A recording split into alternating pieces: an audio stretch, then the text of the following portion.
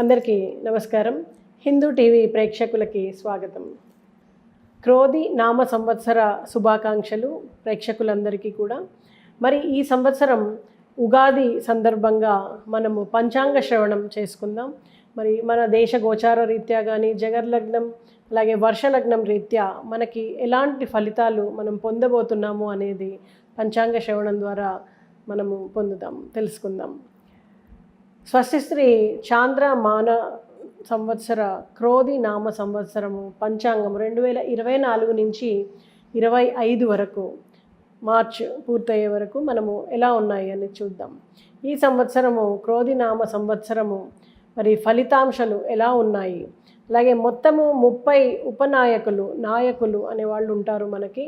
మరి అందులో 9 మనకి ప్రముఖ నాయకులు, మిగతా అన్నీ కూడా ఉపనాయకులు అంటూ ఉంటాం. ఈ క్రోధి నామ సంవత్సరంలో రాజు కుజుడు, అలాగే మంత్రి శని, సేనాధిపతి శుక్రుడు, సస్యాధిపతి కుజుడు, ధాన్యాధిపతి రవి, అర్ఘ్యాధిపతి శుక్రుడు, మేఘాధిపతి శుక్రుడు, రసాధిపతి గురువు, నీరసాధిపతి కుజుడు. మిగతా 21 కూడా మనం ఉపనాయకులు అంటూ ఉంటాము. వీరిని బట్టి ఈ సంవత్సర కాలంలో భారతదేశ ప్రజల యొక్క మనోభావాలు కానీ వృత్తులు కానీ ఇవన్నీ గణన చేసుకొని మనము శుభాశుభాలని ఎట్లు ప్రవర్తిస్తారు అనేది మనం తెలుసుకుంటుంటాం అన్నమాట.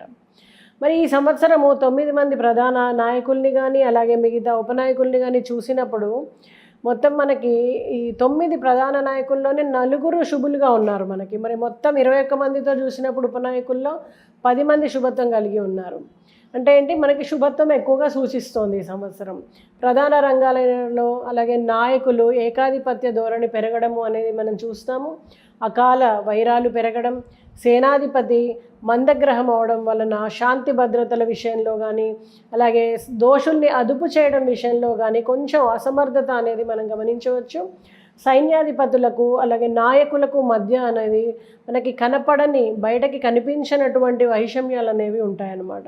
శత్రుదేశాల వైఖరిలో మనకి స్వల్ప సానుకూలత కనిపిస్తుంది. అలాగే ఆర్థిక విషయాల్లో చూస్తే మనకి నాయకుల ఆలోచనలు చూస్తే కనుక ప్రధానంగా వాళ్ళ ప్రమాణాలని పెంచుకోగలుగుతారు అన్నమాట. మన ఇద్దరి మధ్య కూడా ఆర్థిక విషయాల్లో కానీ మిగతా అన్ని విషయాల్లో కానీ కొంచెం సమన్వయం అనేది కనిపిస్తూ ఉంటుంది.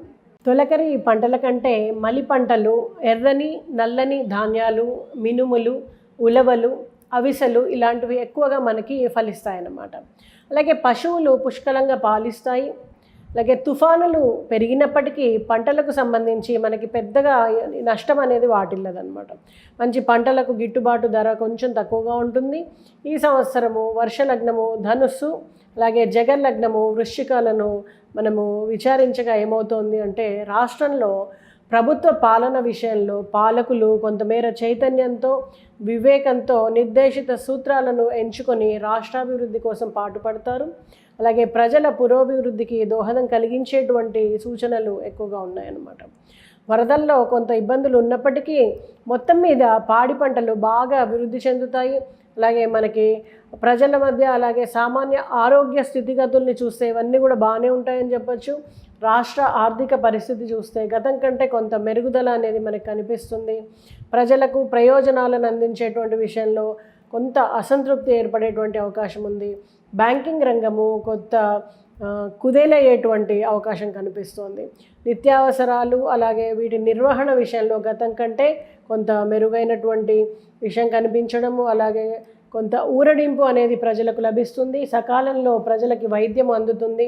దీనివల్ల ప్రజలు కొంతవరకు శాంతికి గురి అవుతారు. విద్యారంగము గతంలో కంటే కొంచెం మెరుగ్గా ఉంటుంది. అలాగే రవాణా రంగము కొన్ని క్లిష్ట సమస్యలను, ఆర్థిక దుస్సంఘటనలను ఎదుర్కోవాల్సి వస్తుంది. అలాగే పత్రికా సమాచార రంగాల్లో చూస్తే ప్రతిభకు వినూత్నంగా సంస్కరణలకు ప్రోత్సాహం అనేది తక్కువగా లభిస్తుంది. వ్యవసాయ రంగంలో ప్రకృతి బాధల వలన పంటలు అనేవి తగ్గడం, అలాగే రైతులకు గిట్టుబాటు ధర విషయంలో ప్రభుత్వము నిర్లక్ష్య ధోరణి బాగా వ్యక్తమవుతుందన్నమాట. మరి శిశు సంరక్షణ కానీ అలాగే సంగీత సాహిత్య ఇలాంటి పరిశోధన రంగాలలో కానీ ప్రభుత్వ అలసత్వ ధోరణి అనేది ఉన్నప్పటికీ ప్రభుత్వేతరంగా కొంత సహకారము ప్రోత్సాహకము కొంత నిలదొక్కుకోవడానికి ఆస్కారాన్ని ఇస్తుందన్నమాట.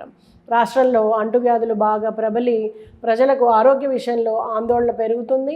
ప్రభుత్వము సమర్థవంతంగా వ్యవహరించి ప్రజల మన్నల్ని చూరగొంటుంది. భద్రతా దళం కానీ శ్రామిక వ్యవస్థలకు కానీ నిధులు ఇంకా పెంచాల్సి ఉంటుంది. కేంద్ర ప్రభుత్వ పరోక్ష సహకారంతో రాష్ట్ర వాణిజ్య వ్యవహారాలన్నీ కూడా బాగా అభివృద్ధి పదంలో కొనసాగుతాయి.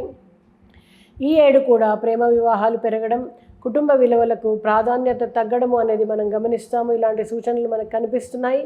అలాగే ప్రభుత్వం యొక్క రహస్యాలు కొన్ని బట్టబయలవ్వడం ద్వారా ప్రభుత్వము కొంత అప్రతిష్ట పాలవ్వడానికి ఆస్కారం ఉంది. కరువు కాటకాలు కానీ ఆర్థిక మోసాలు కానీ వీటి వలన న్యాయ వ్యవస్థ తన గౌరవాన్ని కాపాడుకోవడంలో సఫలీకృతం అవుతుందని చెప్పచ్చు. మత సంబంధమైనటువంటి ఆధ్యాత్మిక విషయాలు కానీ పీఠాధిపతులు మఠాధిపతులు కృషి విశేషంగా ఉంటుంది. వాటిని ఉన్నతిని పొందడంలో పేరు ప్రఖ్యాతులు గడించడంలో వారు ప్రముఖ పాత్ర వహిస్తారని చెప్పచ్చు. మరి ఇటు ప్రజల్లో కానీ అటు పాలకుల్లో కానీ ఆధ్యాత్మికత పెరుగుతుంది. మంచి వైజ్ఞానిక పరిశోధన విషయంలో విద్యార్థులు జాతీయ స్థాయిలో గుర్తింపు తెచ్చుకుంటారు. మరి విజయాలను ఇనుమడింపజేస్తారు. చట్ట సంబంధమైనటువంటి వ్యవహారాలు అభివృద్ధి చెందుతాయి. రాజకీయ ఆందోళనకారులు, అంతర్గత శత్రువులు, అలాగే విప్లవకారుల దౌర్జన్యాల్ని అణచడంలో ప్రభుత్వము ఎక్కువగా శ్రమించవలసి వస్తుంది. జగర్లగ్నం బట్టి చూస్తే పరిశీలించగా కేంద్ర ప్రభుత్వము రాజకీయ రంగాల్లో విప్లవాత్మకమైనటువంటి మార్పుల్ని తగిన గ్రహ సన్నివేశాలు మనకి కనిపిస్తున్నాయి. కేంద్రం చూస్తే పాలకుల విషయంలో సమర్థవంతంగా అంతర్జాతీయ స్థాయిలో మన ఖ్యాతిని ఇన్మడింపజేస్తుంది.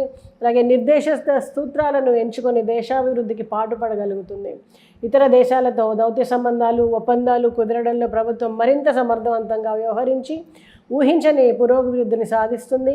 సమాచార రంగంలో కూడా విప్లవాత్మకమైనటువంటి మార్పులు అనేకము చోటు చేసుకోవడానికి ఆస్కారం కనిపిస్తోంది. ఉగ్రవాదుల దాడిని అణచడంలో మన దేశ ఖ్యాతి అంతర్జాతీయంగా ప్రశంసలు అందుకుంటుందన్నమాట. శత్రు దేశాల వెన్నుపోట్లను సమర్థవంతంగా తిప్పికొట్టగలుగుతుంది. విదేశాలలో చూస్తే అనుకూలమైనటువంటి సంబంధాలు వాణిజ్యపరంగా అలాగే వ్యవహార పరంగా కూడా కేంద్ర ప్రభుత్వం అనేది సమర్థవంతంగా వ్యవహరించగలుగుతుంది. అలాగే షేర్ మార్కెట్ కానీ స్పెక్యులేషన్ వ్యవహారాలు కానీ ఆర్థిక వ్యాపారాలు కానీ కొంత నిరుత్సాహకరమైనటువంటి మార్పు మనం గమనిస్తాము. తీవ్ర మాంద్యం కనిపిస్తుందని చెప్పొచ్చు.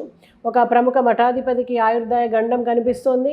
న్యాయశాఖలో అలాగే విప్లవాత్మకమైనటువంటి తీర్పులతో తన ధోరణిని మార్చుకొని విప్లవాత్మకంగా నిలుస్తుందని చెప్పవచ్చు. అలాగే పారిశ్రామిక రంగము కొంత ఒడిదుడుకులకి లోనవుతుంది.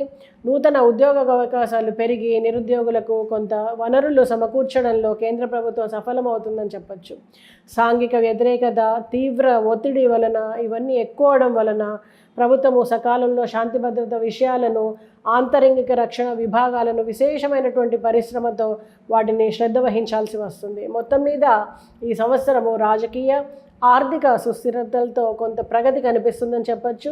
ప్రజలు రాజకీయ నాయకులు తమ ఆధ్యాత్మిక ప్రగతి మరింత పెంచుకొని విశేషంగా శ్రీరామోపాసన చేసి ఆ స్వామి యొక్క అనుగ్రహంతో ప్రగతిని అలాగే సన్మంగళాలన్నీ పొందుదురుగాక. శుభం.